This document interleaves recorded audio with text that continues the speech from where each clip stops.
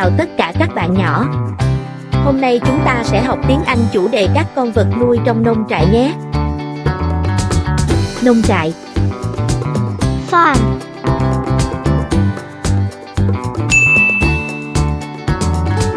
Con bò. Cow. Cow.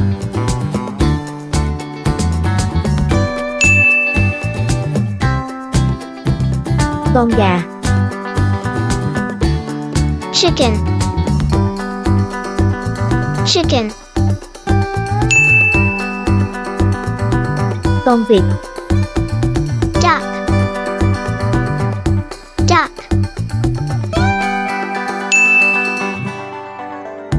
Con cừu. Sheep. Sheep. Con lợn. Pig. Pig. Con chó. Dog. Dog. Con dê. Goat. Goat.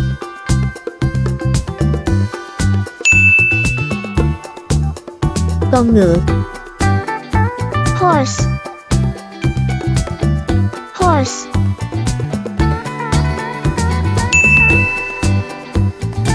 Con gà Tây. Turkey. Turkey.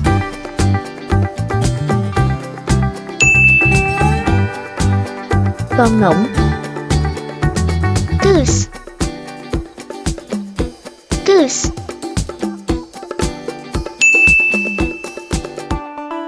Con lừa. Donkey. Donkey. Con đà điểu. Ostrich. Ostrich. Con mèo. Cat. Cat.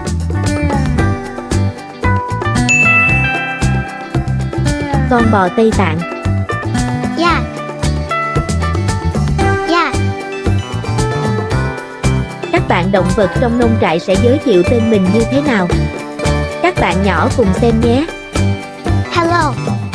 I am a cow. Hello. I'm a chicken. Hello. I'm a duck. Hello. I'm a sheep. Hello. I'm a pig. Hello. I'm a dog. Hello. I'm a goat. Hello. I am a horse. Hello. I'm a turkey. Hello. I'm a goose. Hello.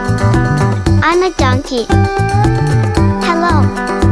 I am an ostrich. Hello. I'm a cat. Hello. I am a yak.